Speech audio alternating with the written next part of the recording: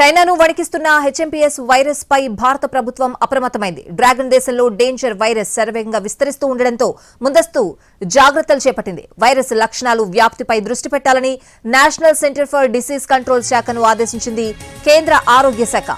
అంతర్జాతీయ ఏజెన్సీలతో కూడా సంప్రదింపులు జరుపుతోంది భారత ప్రభుత్వం.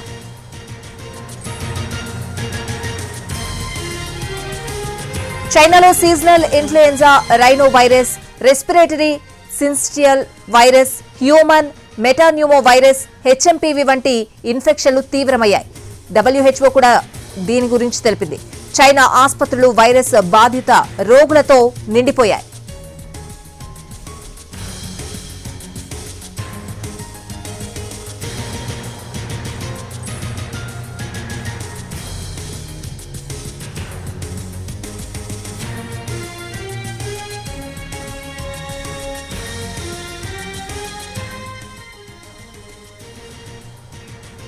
కరోనా పుట్టిల్లు చైనాలో మరో కొత్త వైరస్ కలకలం రేపుతోంది. కోవిడ్ మాదిరిగానే హెచ్ఎంపీవీ వైరస్ వేగంగా వ్యాప్తి చెందుతోంది. పెద్ద సంఖ్యలో ప్రజలు ఈ వైరస్ తో ఆసుపత్రులు చేరుతున్నారు. దీనికి కూడా కరోనా తరహా లక్షణాలే కనిపిస్తున్నాయి. ఊపిరి పీల్చుకోలేకపోవడం, జ్వరం వంటి సమస్యలు ఎదుర్కొంటున్నట్లు గుర్తించారు. ఒకరి నుంచి మరొకరికి వ్యాపిస్తోంది. ముఖ్యంగా పిల్లలు, పెద్దవారు ఆరోగ్య సమస్యలు ఎదుర్కొంటున్న వారిపై హెచ్ఎంపీవీ తీవ్ర ప్రభావం చూపుతోంది. దీంతో మాస్కులు తప్పనిసరి చేశారు. సోషల్ డిస్టెన్స్ పాటించాలని చైనా CDC హెచ్చరించింది.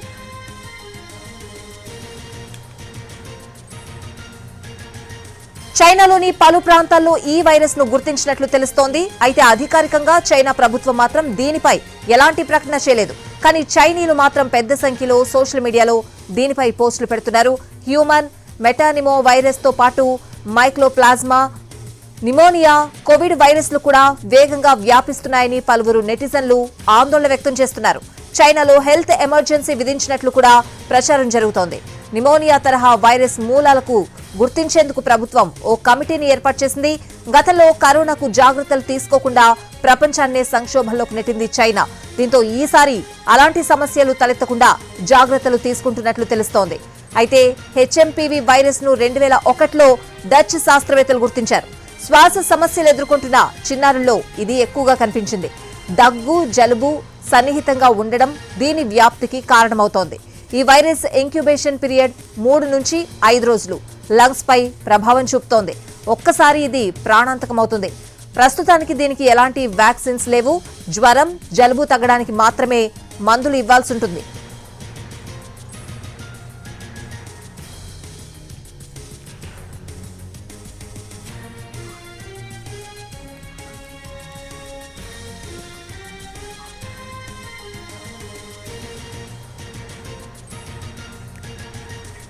చైనాను వణికిస్తున్న హెచ్ఎంపీఎస్ వైరస్ పై భారత ప్రభుత్వం అప్రమత్తమైంది. దీనికి భారత ప్రభుత్వం ఎలాంటి చర్యలు తీసుకుంటోంది? పూర్తి అప్డేట్స్ అడిగి తెలుసుకుందాం. మా ప్రతినిధి రాజు లైవ్ లో సిద్ధంగా ఉన్నారు. రాజు. స్వాతి, మరొకసారి దేశంలో ఉన్నటువంటి ప్రజలంతా అప్రమత్తం అవ్వాల్సినటువంటి పరిస్థితి అయితే స్పష్టంగా కనిపిస్తుంది. ఎందుకంటే గతంలో COVID-19 నుంచి ఏ విధంగానైతే ఎన్నో అంశాలను, అంటే ఆరోగ్యంగా ఉండాలంటే ఏ విధంగా కోవిడ్ నుంచి తప్పించుకోవాలంటే ఎలా సంరక్షణ చర్యలు తీసుకున్నారో అటువంటి చర్యలను మరొకసారి ప్రజలందరూ కూడా అలవాటు చేసుకోవాల్సినటువంటి అవసరం అయితే స్పష్టంగా కనిపిస్తుంది.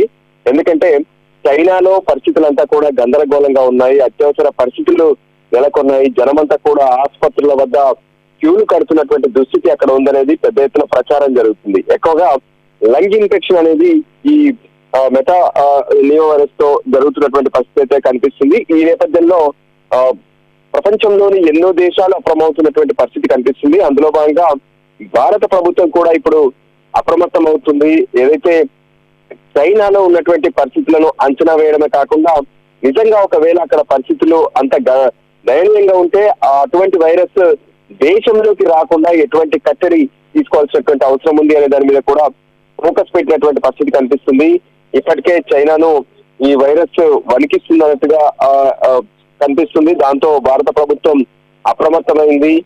అయితే వైరస్ బాధిత రోగులతో ఇప్పటికే చైనాలో ఆసుపత్రులు అన్ని కూడా నిండిపోయాయని చెప్తున్నారు.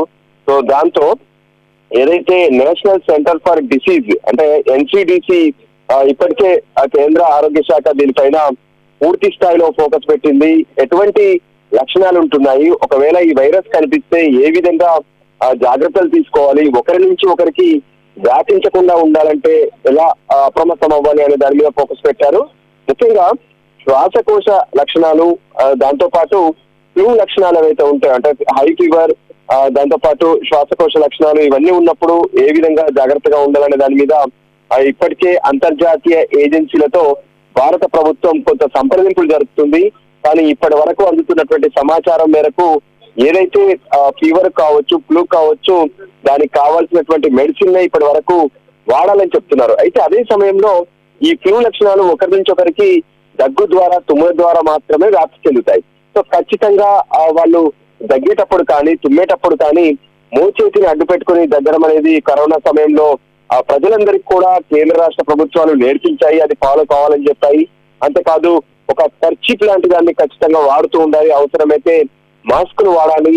సో ఈ విధంగా అంతేకాదు ఎక్కువ మందిలోకి ఫీవర్ లక్షణాలు ఉన్నటువంటి వాళ్ళు కానీ, జలుబు లక్షణాలు ఉన్నటువంటి వాళ్ళు కానీ వెళ్ళొద్దని గతంలో ఏ విధంగా అయితే చెప్పారో అదే విధంగా ఇప్పుడు కూడా అప్రమత్తం కావాలని చెప్తున్నారు. ఎటువంటి లక్షణాలు కనిపించినా సరే వెంటనే ఆసుపత్రులకు వెళ్లి ఆ వైద్యులను ప్రిస్క్రిప్షన్ తీసుకోవాల్సినటువంటి అవసరం ఉందని కూడా చెప్తున్నారు. మొత్తానికైతే అంతర్జాతీయ సంస్థలు ఏవైతే ఏజెన్సీలు ఉంటాయో వాళ్ళతో సంప్రదింపులు జరుపుతూ ఒకవేళ ఈ పరిస్థితి కనుక మరింత తీవ్ర రూపం దాలిస్తే ఎలా దాని నుంచి బయటపడాలి, దానికి కావాల్సినటువంటి మెడిసిన్ ఏంటి, తీసుకోవాల్సినటువంటి చర్యలు ఏంటి అనే దాని మీద మాత్రం ప్రస్తుతం ఫోకస్ పెట్టారు. కానీ ఇప్పటికిప్పుడైతే భారతదేశంలో ఇటువంటి పరిస్థితులు లేవని చెప్పి కూడా ఇప్పటికే ప్రత్యేకంగా ఏదైతే